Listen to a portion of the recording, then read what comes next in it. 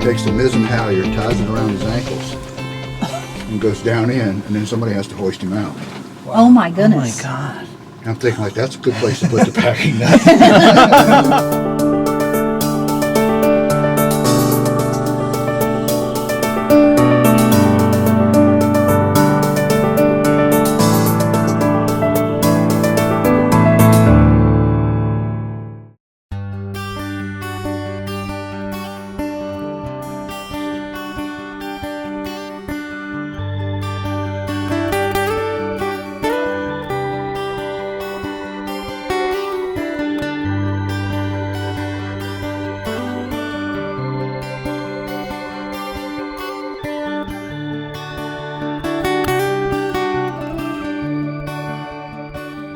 One of the things Don did was replace the fuel tank Aye. on this side. Oh, it was is a that 50-gallon that's fuel what's right tank there? right here. Aye.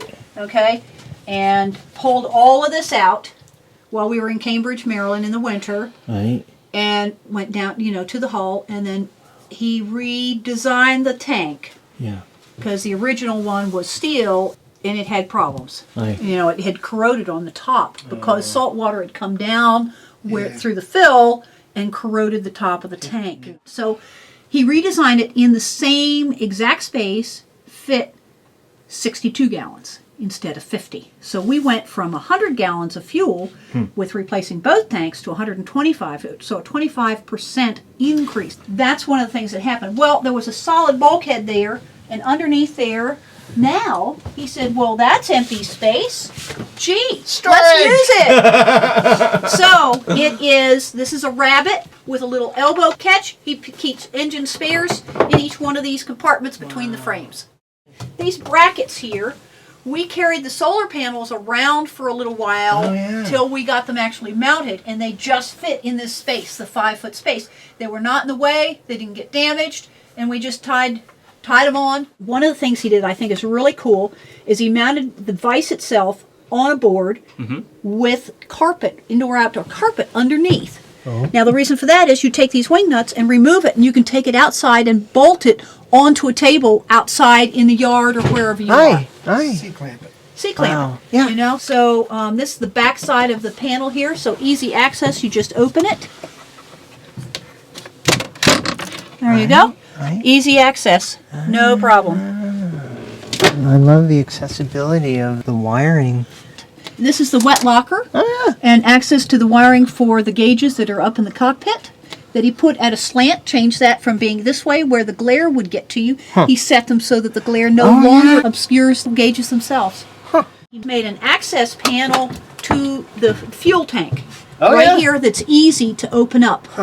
And then the fuel tank has access ports big enough to get your arm down to clean the tank. Wow. Has baffles, has one line to pull the fuel out for your fuel pump. Yep. And the other one is what we term a stripper. And the stripper goes down, and he made the tank so that one corner was lower than all the rest. That stripper goes right down into that corner so that if you suspect that you have water, that will all go there. Aye. And your tube for your intake into the pump is up higher in a different area. Yep. So they're in two different areas, and you pull the water out with the stripper. If there is water in the tank and you're underway, it's going to get mixed. Aye. You'll pick it up in your filter. Aye. But the stripper's a maintenance thing. We had an incident where we had a bad O-ring on the deck. We had a rainstorm. Yeah. We put a couple gallons of water in the diesel. Wow. This would have been so much easier. Yeah. Wow. And, I have this tube stuck down the filler, and I'm trying to siphon it. It's not pretty. So when it came time to replace the tanks, we Made it easy. Me. Yeah, for any time that would ever happen again. I mean, people forget to replace their O-rings on the deck, their deck fills. They forget, they crack, they allow water in, and then you wonder why you have water in your diesel.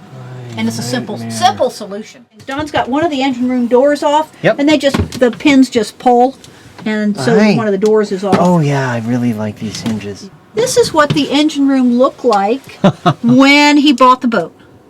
Okay? Then in 2001, 2002, he took everything out of the engine room, and that's what it looked like.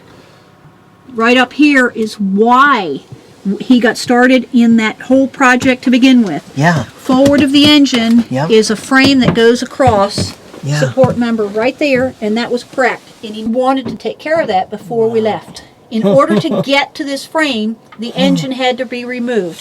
In order to remove the engine, the cockpit sole had to be removed. In order to remove the cockpit sole, the binnacle had to be removed. This is a Westerbeek 70 horse. Big for this size boat. Most of them came with 50s, 55, something like that. So, pulling this out, he said, well, we should either rebuild or repower. We ended up rebuilding it.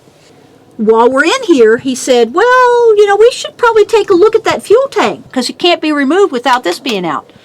We looked at it. It was steel, and it had just started to weep where a weld had started to let loose. It had been in there from the get-go, and so he removed that. And again, the same thing. This fuel tank went from 50 to over 60, and between the two, we now have 125 gallons. Wow. So behind that is a new tank. On this side, if you want to lean over, you can look. There are our house bank batteries. There are two Lifeline 8D batteries. Yep. And then a little tiny Ultima. That's our starting batteries. Been in there since 2002. Behind this insulation here is the cockpit locker, so it shows you how deep it is. And then this white tube here is for the hand bilge pump, goes down into the bilge. Oh, yeah. And we've got a fire extinguisher here. Right. When he had the binnacle out, he re-bushed the shivs, put new steering cables in. You know, you check them to see if they have meat hooks. If you have any meat hooks, which are the little pieces that come out, it's time to change. We did keep the old ones and put them in a bag to keep Spares. as spares. Right, because they weren't broken or anything. They were still good. So this tank right here is our hot water tank, Yep. stainless steel. And when Don climbs over, we put a cushion on the AGM batteries. Oh, yeah. He sits there, and there's a little platform right here for him to put his feet, so it's actually very comfortable to sit here to deal with anything on this side of the engine, like injectors. And then fuel filtration for each tank, one for each tank. Oh, yeah. A vacuum gauge here, Yep. so you can check your, make sure your filters are doing well. We have little squeeze bulbs on either side so that if for some reason you should lose suction, instead of having to bleed the injectors on the other side, you use the squeeze bulb. This also gives a place to put tools. Like Yep. when he's sitting there, the tools can sit here. When it's cold or wet and raining, I'd actually take a clothespin and hang gloves here to dry. We built the transmission. As long as you're going to do one, do the other. Yep. And then did a different exhaust system. This is a wet lift muffler instead of the dry system that was previously in here. Oh, yeah.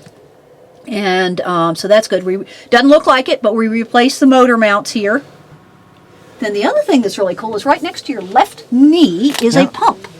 Okay, so Wow. this is a hand pump, and you'll notice that there is a three-way valve there, right there. Yep. And there are two lines. One of those lines goes to the bottom of the oil sump of the engine. The other line goes to the bottom of the sump of the transmission. You want to change fluids? Easy, easy, Wow. easy. Change your valve and pump. That's it. Both transmission fluid and engine oil. We have two bilge pumps, one lower than the other, and with a different alarm for each. So if the water was to come up, this second alarm actually sounds like an old telephone ringer. It's really annoying. Oh, you never want to hear that one. No way. When Don got everything out, he painted everything with bilge coat and then Yep. put insulation in. And the insulation here is to keep the sound inside the engine room, not outside, because I'm hard of hearing and he's soft-spoken, so but that doesn't work. So he put the heart interface inverter here, 1500, right Yep. there, and then made crates to put parts in. This happens to have filters on it. And each Perfect. one of these plastic crates are on an aluminum angle iron. Oh, yeah. Very easy, and even though this is heavy, because it's full of nuts and bolts, Yeah.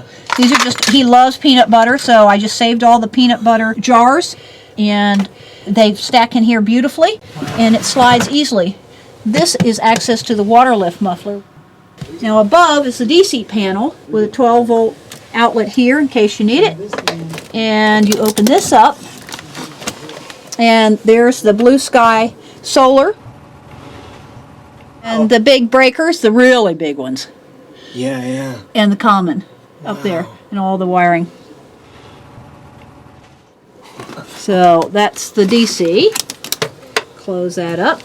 Close. This is because this inverter gets hot.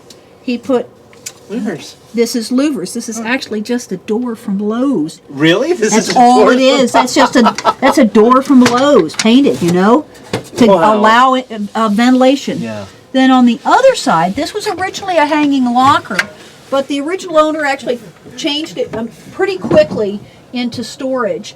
This is totally full of tools normally. But the cool thing is here on the door is he put all the sharp stuff, the saws and so yeah. on, all go on here with hooks, so that when you reach in, you're not going to get cut. They're Aye. all right here. And if you have to cut something away, we have the bolt cutters here. Yeah. Elbow catch. And then this line here. Oh, okay. So thank you for asking. Good question.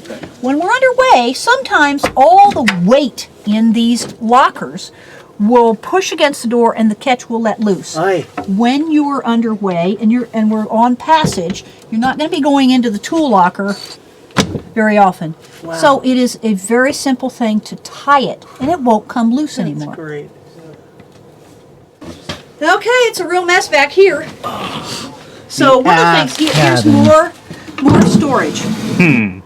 Beautiful. So we've got 5 drawers here.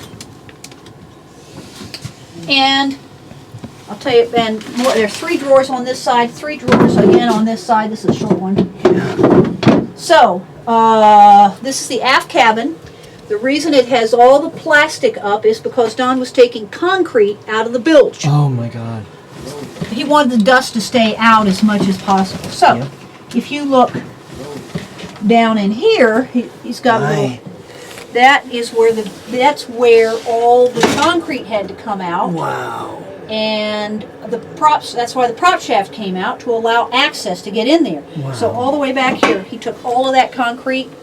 Reach over. Right back here, chipping it out right here. Yes, right there's a cushion to sit on, and you can see there's a panel here. This is aft access to the engine, Aye. the transmission. There's the through hole Yep. for the cockpit drains. Yep. You can see there's a bilge pump right there, Right and there's another one There. forward. Aye. There you go, 2 of them. There. When Don remodeled the engine room, Yeah. he rerouted the exhaust. Well, in the old days, it came through underneath this berth, and it was hot. So there was no storage underneath the berth at yeah. all, okay? Yeah. So now, the loop is right here. You can see it. Oh yeah. That's the exhaust loop. You have to have it high above the water level, and then it comes underneath. And if I will move out of your way, you can look in the far side of that hanging locker, and you will see the through hole Yeah. for the exhaust coming out. And it's easy to get to. Yep. And I put a cheater bar on there so that I can easily move that valve myself. Oh yeah. And all you do to get to it in an emergency is reach through the clothes and pull it. Really? So it's so easy. The steering cables are underneath this bulkhead, and this Oh, yeah. bulkhead sits down, and it just barely fits. And I actually lay shoes in here With the steering cable. above the steering cables. Oh, yeah, yeah. So this bulkhead prevents anything from getting tangled up with the steering cables. It's really good access to the steering cable. Yeah. That's part of the point about learning the boat. Yeah. Yeah. You know, let the boat tell you what it needs. If you have your maintenance list and you realize that it's not practical, Yep. but it needs to be done, then make some changes to make it practical if you can. And then Don added the plastic mirror, which is really nice, so you can stand where you are. Yeah, And before we go out, make sure you look okay. Wow. So this is the mizzen mess compression post, Aye. and we had that powder coated to make the paint last longer. You know what powder coating is? I'm not sure. No. Well, it's where you take a metal object and you put paint on it, dry, and put it in an oven, and it bakes. And the Really? paint is baked on. It keeps it from deteriorating a lot quicker. So Drake, we'd like to introduce you. You're shipwright. Yeah, this is Joe Clay, the reason we came back to Oriental. Built a table, built a dish rack. I've done a bunch of repairs. Table. Remodeled the head, the forward V-berth. I'm that's in the his. process of remodeling the head. Wow. Cockpit table. Cockpit table. Yeah, forgot about that. Yeah, and you forgot about the repairs on the tow rails. And some of before. those too. Yeah. Yeah. Do you work Damage? for one of the yards or No. on your own? I've been a one-man band for 30 years. Aye. I teach also. Oh. I teach woodworking and boat building. And What's the name of the college, Joe? Carteret Community College. What classes are you teaching this semester? Boat building. Just we're boat building a okay. boat. Oh, cool. Which one? A 12-foot skiff. Okay. Cool. Something within their capabilities. They got it framed up Tuesday. Got 4 or 5 planks on and a chine log in, so it looks like a boat, and they're all just. Yeah. I actually had to run them off Tuesday. They didn't want to stop. Oh. Guys, it's time to go. Yeah, I had to run them off. Get out of here! That's a good thing. A good group. So all the concrete's out. Every ounce of the concrete is out. That looks good. It does. It looks real good, doesn't it? Maybe we found a way to preserve boats and just pour them full of concrete. Filling up with concrete. Boats. You have to be a contortionist. Oh, Take yoga absolutely. is recommended. Oh yeah, do you guys do yoga? Yep. There's free yoga Monday and Wednesdays here in Oriental. I've actually gotten into places and had to have help getting out.